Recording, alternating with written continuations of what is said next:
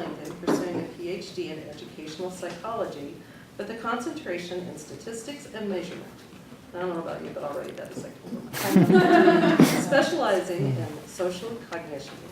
Is that getting this right? Yeah, you got it. Colin's interests are focused on how people process, store, and apply information about others in social situations, particularly in education settings.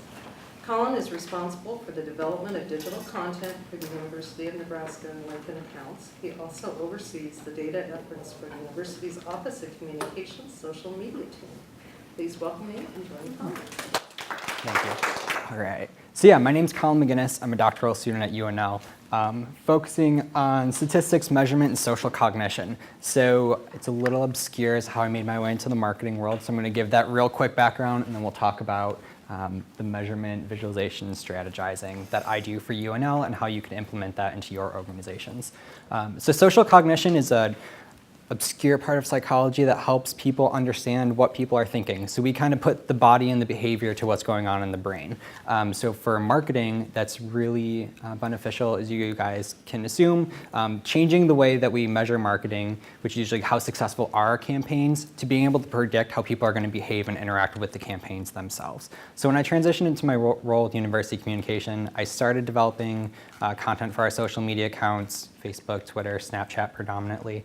And then Tyler Thomas, who is the director of social media for UNL, decided that my skill sets were better off using the data that social media provides us and how we can better reach students that are interested in Nebraska, but also connect students that are already enrolled in UNL. So what I mainly do is not only measure and analyze, and I'm going to scoot over here so you can see, but also turn our marketing data into visualizations that our upper leadership team can use to make decisions as needed. So if you work in a marketing setting like most of you do, you get requests from upper management saying, hey, how did that one campaign go? Let me know what the last 2 weeks looked like, questions like that. You go ahead, you'll pull together the report, you'll send it off, and by the time it gets finished and done and somebody's actually reading it over in their leadership meetings, it's 2-3 weeks old, it's maybe not relevant anymore. Just because of how social media moves, how quickly things come up and happen, visualization is a great way to get ahead of the game and provide that data in a way that we can access it in real time, make the decisions that we need to make, and have it accessible to everyone within the organization. So by 2020, it's projected there are going to be 2.95 billion social media users, which is absolutely insane to me. We know that there's a ton of buzz that's created on social media. And we can use that data to better understand our customers, our clients, build our brands, get insight into what the competition is doing, and try to get ahead so we stay relevant in the world that's ever so quickly changing online. So in order to process that information that's available, you need something that's really powerful and really timely to make smart decisions based on the social media metrics that you have. Simply collecting data, waiting for a report to be brought out, and then making decisions later on isn't the most effective way to use all the rich social media data that you have. You need to put it in a way, in a context that you're able to look at it in real time and analyze that data as needed. And I'm going to talk about how we can do that today. So the first question that we need to consider is what to measure. So measurement is going to take up about 80% of the time social media data analysts spend working on projects in the traditional sense of what they're doing. With visualization, you can drastically reduce that load and you can focus on how to use that data later. So the first question that you're going to do with your team is ask, what do you want to measure? And there are a couple of different things that you have to do when you are asking yourself that question with your leadership. You have to determine what your goals are, who your target audience, and what your organization's mission is before you can even go into deciding what you want to measure itself as far as what metric you want to pull. So for example, for UNL, our goal is obviously to attract and retain students, to build the relationship with the state of Nebraska in itself. The mission of the university goes into our factors that determine what measures we're going to pull. And then our audience is interesting because it's split. We have a couple of different audiences that we focus on at UNL. One is our prospective student, which is the 14 to 17-year-old in high school, which is a very interesting group to market towards, while simultaneously taking into account that we have students that are actively enrolled in UNL, and then also the faculty, staff, friends, and alumni. So balancing all three of those across all of our platforms is a very interesting thing to do, and determining what you're going to measure to make sure you're reaching all those audiences in the most effective way is something that we really had to sit down and think, how do we want to do this? For day-to-day data-driven decision-making, there are a lot of metrics you can pull. I argue, though, that the things you really need to focus on are reach, engagement, leads, and conversion. So depending on what your organization does, if you're in the process of selling product, you might want to look at all four of those. For us, where our interests are more of creating relationships and networks, we combine together engagement and leads. So these four things are kind of the pillars of where you're going to want to ask what to measure. And there, depending on what your organization's needs are, you're going to combine some of those. Your reach and your engagement might actually be one metric that you're looking at.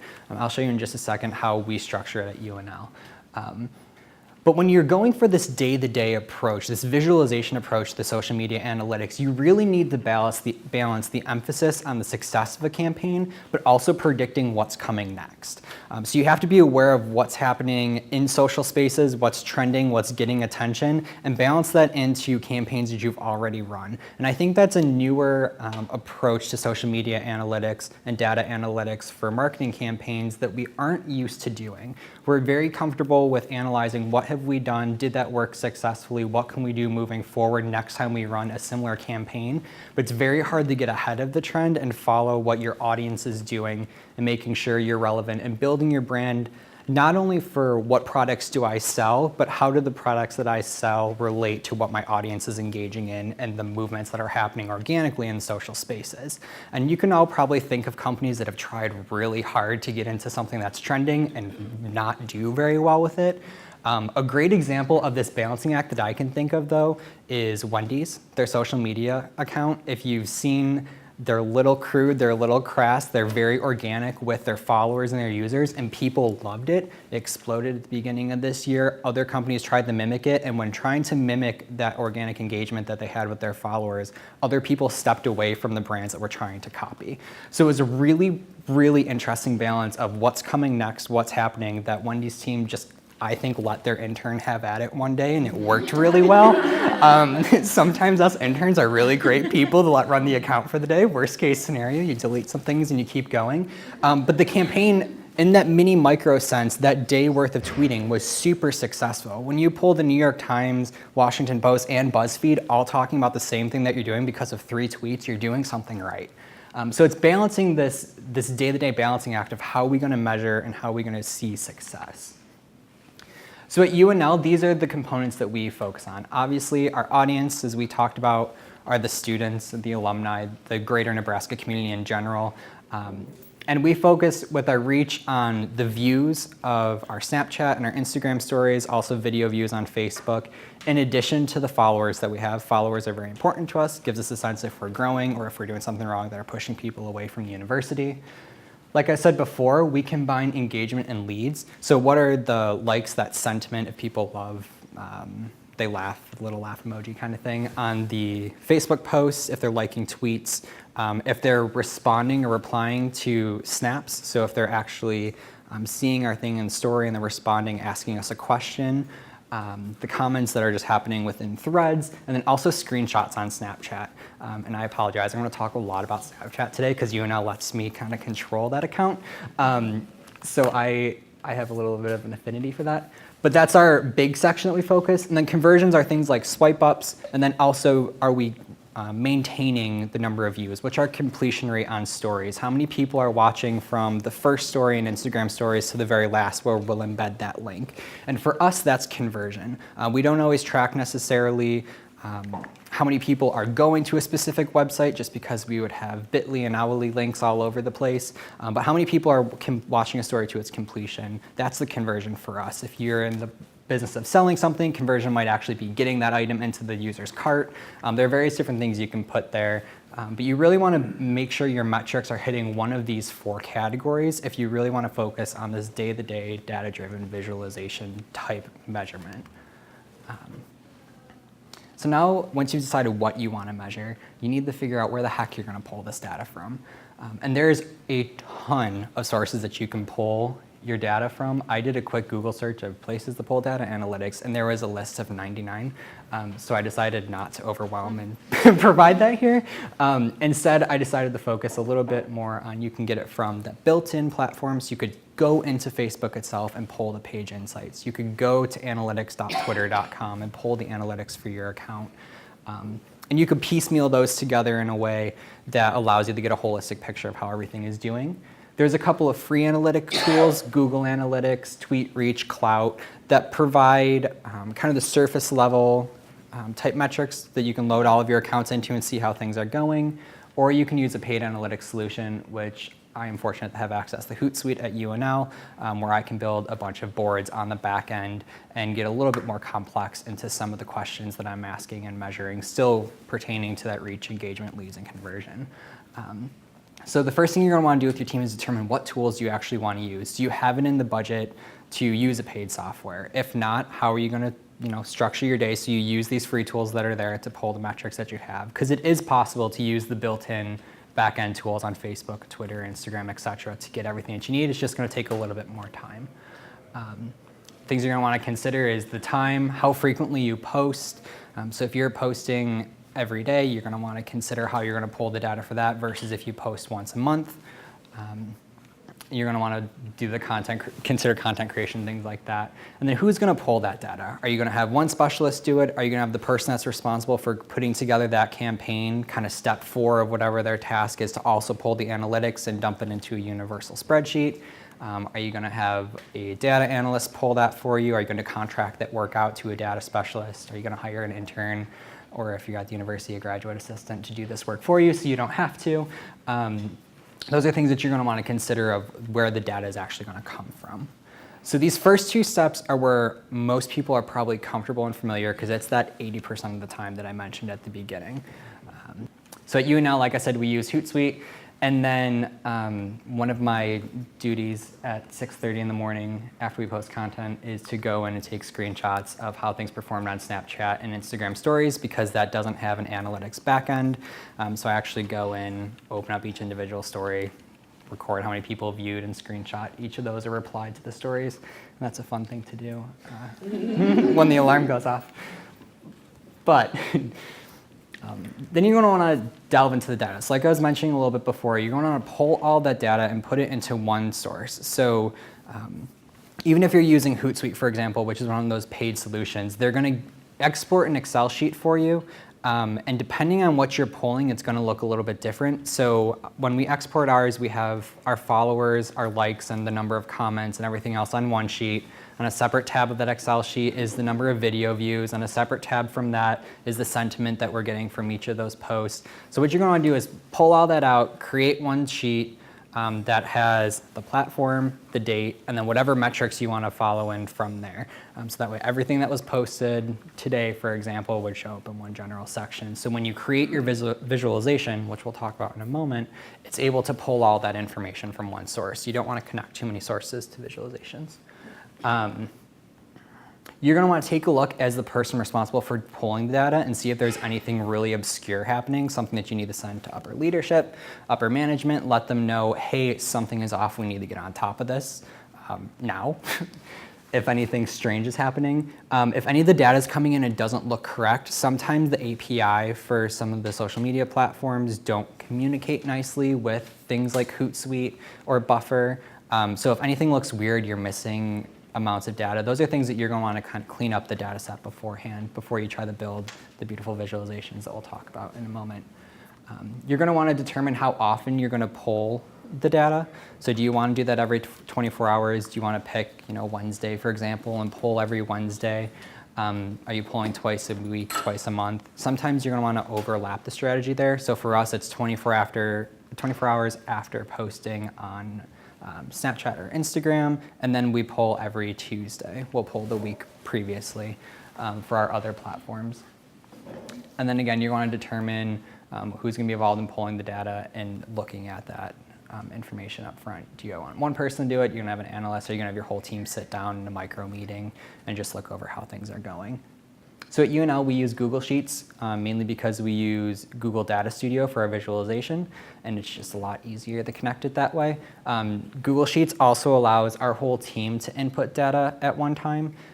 So I will go in, I'll pull the metrics from Hootsuite, I'll put everything in to Google Sheets here, and you can see, like I was talking, we have the date, the platform, and then the various metrics that we're assessing here: new followers, change in followers, weekly follower number, the engagement for the whole day, and then also our completion rate and views. Everyone that works on the social media team has access to this. They can go in, they can look at it. If something looks weird, they can let me know. They can make changes if they pull different content that looks different, that's more up to date. So we use Google Sheets because it's collaborative. We intentionally did it that way. You could have it set up in a single Excel sheet that one person can use. There are multiple different ways to do that.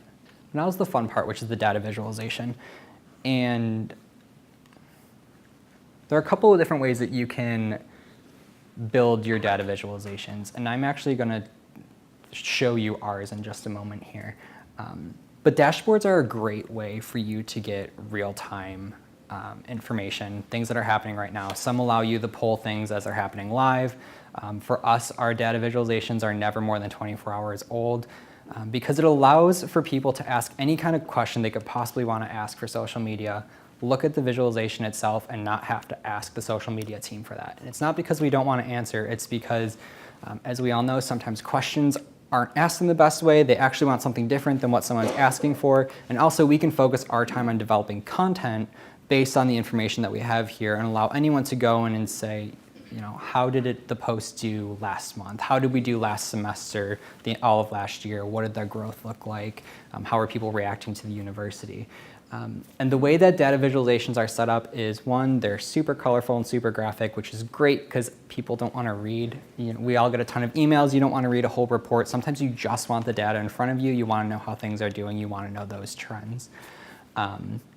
They're also super easy to use. You just, for the one that I built, you just select the date range that you want to see and everything automatically populates for you, which is fantastic because it means people don't have to go into the back end of the data. There isn't any opportunity for someone to accidentally delete something or switch a variable around or anything like that.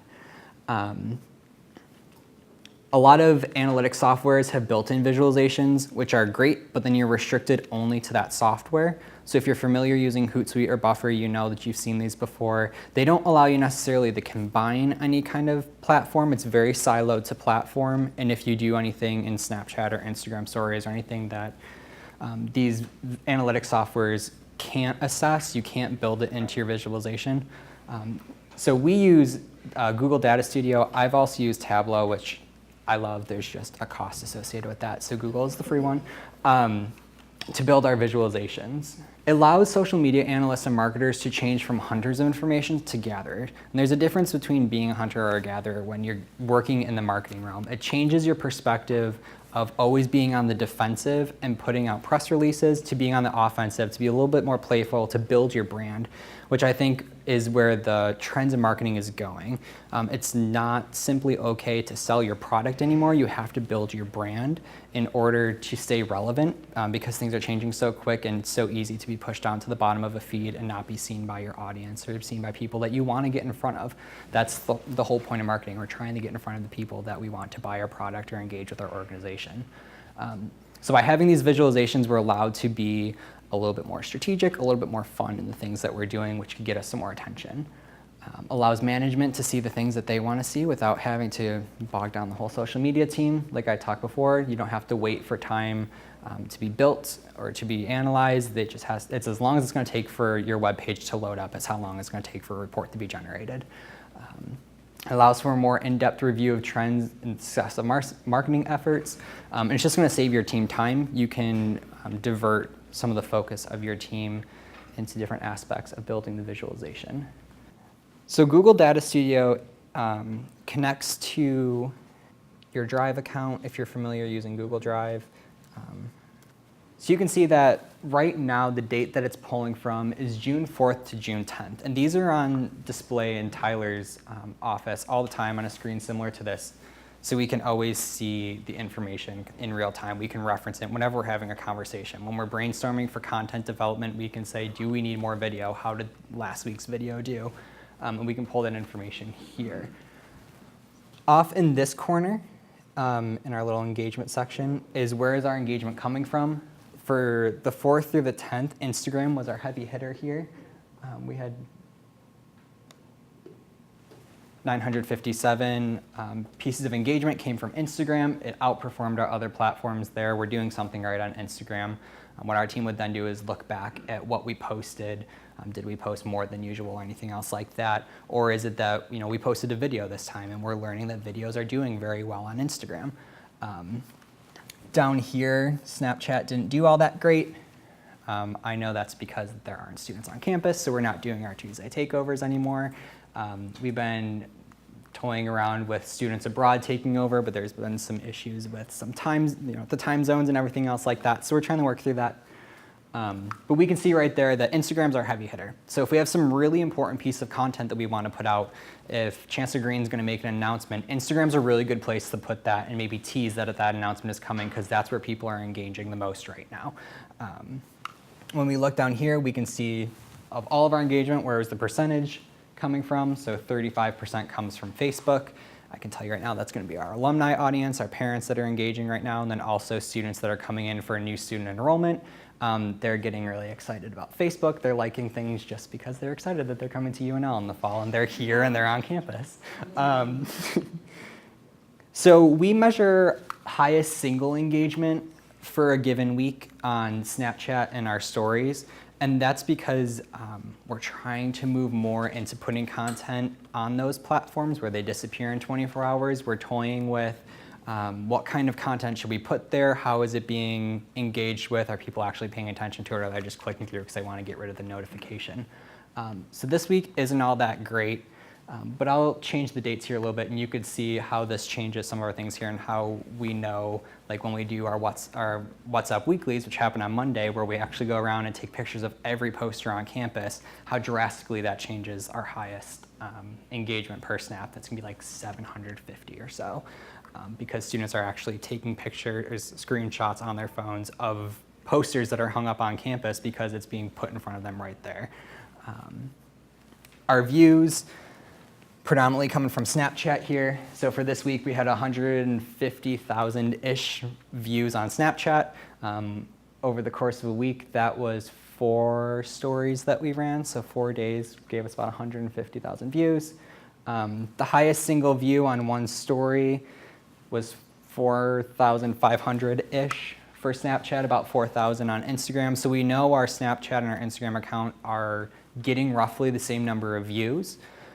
So for our team, as we're going through and trying to dissect this data, something was happening here with the stories that we put together that was different than the content on Snapchat, that wasn't being engaged with as much as the Snapchat content was.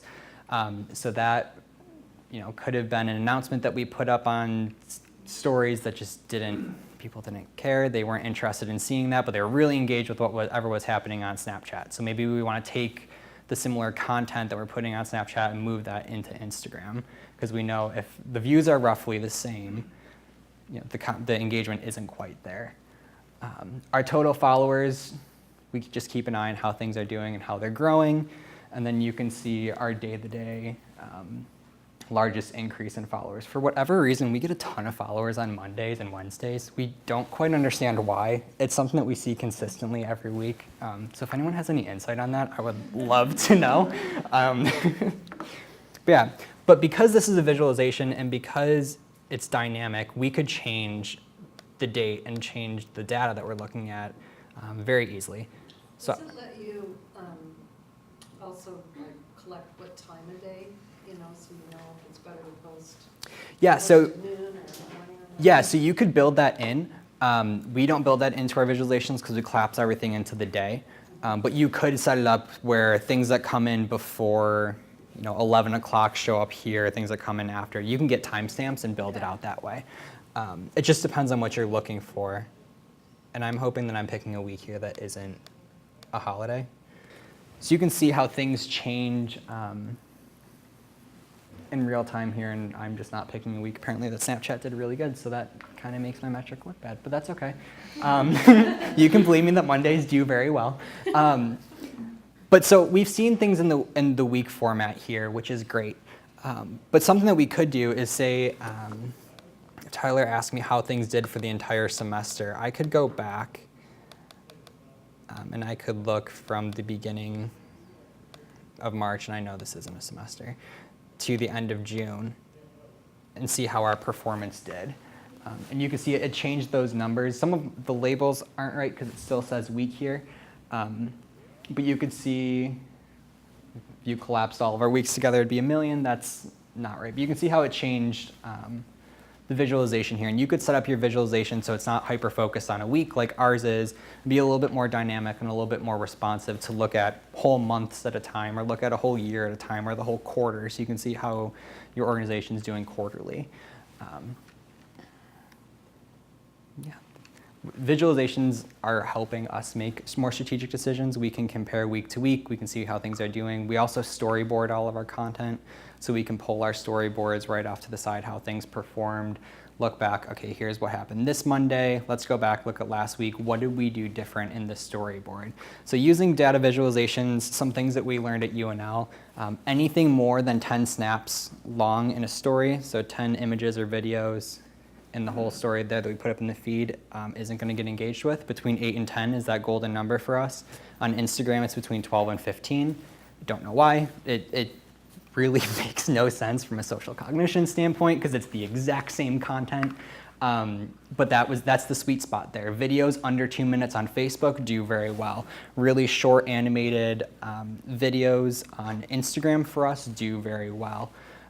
Images that are user-generated do a heck of a lot better than things that I was creating for the account, which was incredibly frustrating to find out because I was spending a lot of time making graphics for our Instagram.